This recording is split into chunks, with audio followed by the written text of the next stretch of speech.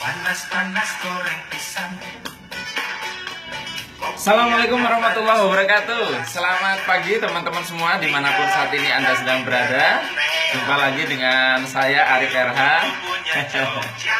Ya, pada kesempatan pagi hari ini kita akan membahas tentang program servo tunai dan program servo kredit. Ya, tidak ada yang salah membeli sesuatu secara kredit dan tidak selalu tunai juga merupakan sesuatu yang terbaik. Nah, yang hari ini mau saya bahas adalah bahwa yang jelas setiap orang setahu saya memiliki servonya masing-masing ya. Saya udah bahas soal servo di rekaman terdahulu, yaitu tentang program otomatisnya kita atau polanya kita. Nah, jadi yang sering terjadi kadang kebalik-balik adalah orang yang sebetulnya dia servonya bukan di kredit, lalu dia paksakan untuk memberi sesuatu kredit atau pakai utang.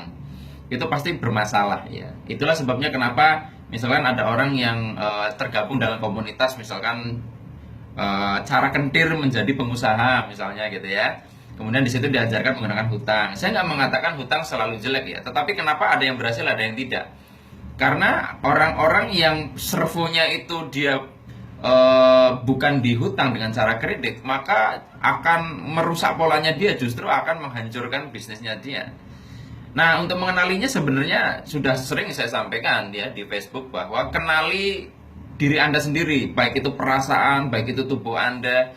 Kalau misalkan Anda, pertama, kalau misalkan utang ya, kemudian Anda jadi gelisah, Anda jadi nggak karu-karuan perasaannya, body Anda nggak nyaman, tidur Anda nggak lelap, ya. Terus Anda jadi tidak berdaya untuk mengupayakan, mudah sekali putus asa, emosi Anda mudah sekali marah.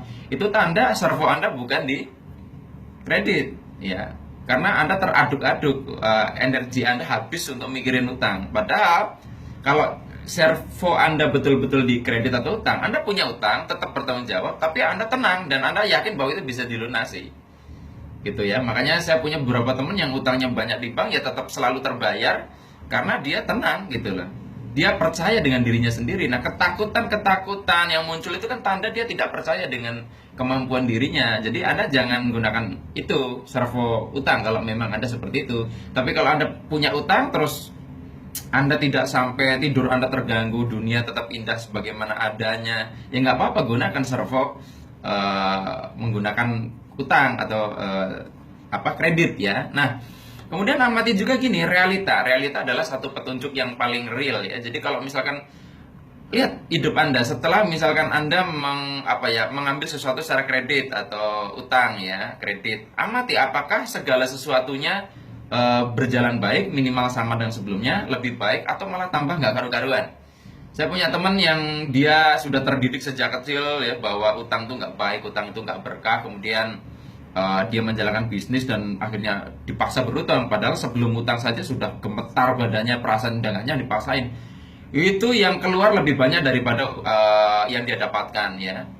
Bukan hanya itu bayar utang, tiba-tiba uangnya hilang lah macam-macam. Karena ketakutan itu justru mengundang peristiwa-peristiwa yang tidak bagus. Nah, kalau seperti itu udahlah lunasin aja. Ya. Nah, jadi teman-teman semua, peka dengan sekitar itu adalah feedback buat kita untuk memberi masukan kepada kita. Nah, kalau misalkan Anda setelah utang, setelah kredit itu semuanya berjalan lancar, terbayar selalu pada tepat sebelum waktunya gitu, nggak masalah, berarti Anda memang di situ. Karena kita juga tidak boleh anti dengan utang ya. Misalkan Anda servonya, programnya tunai, lalu Anda mengatakan gua mau anti utang ya, dan itu anti. Ingat hukum yang saya dulu pernah bahas, keseimbangan, ngono yo ngono ning yo ojo ngono. Orang-orang yang menulis buku anti utang bisa nanti suatu saat terjebak utang.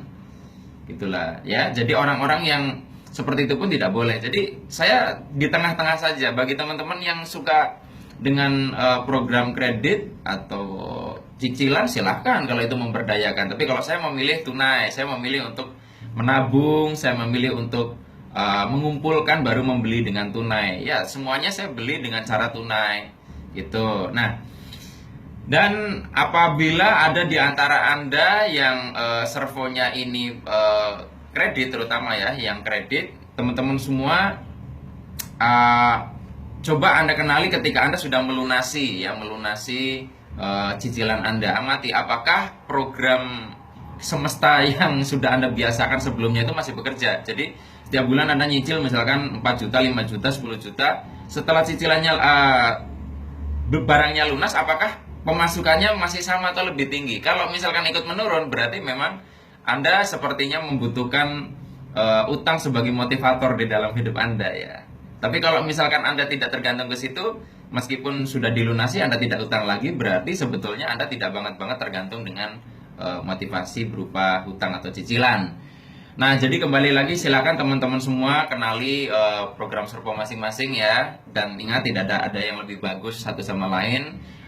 Jika Anda merasa tidak nyaman dengan utang, jangan paksakan berutang. Jika Anda berdaya dengan utang dan cicilan, silakan teruskan saja, tapi pastikan sesuatu yang dibeli itu sesuatu yang memang aset ya, bukan barang-barang yang hanya untuk nampak supaya kita nampak kaya. Oke? Sampai ketemu lagi di lain kesempatan. Saya akhiri bila taufiq wal hidayah. Wassalamualaikum warahmatullahi wabarakatuh. See you. paling asik lagu cinta tentang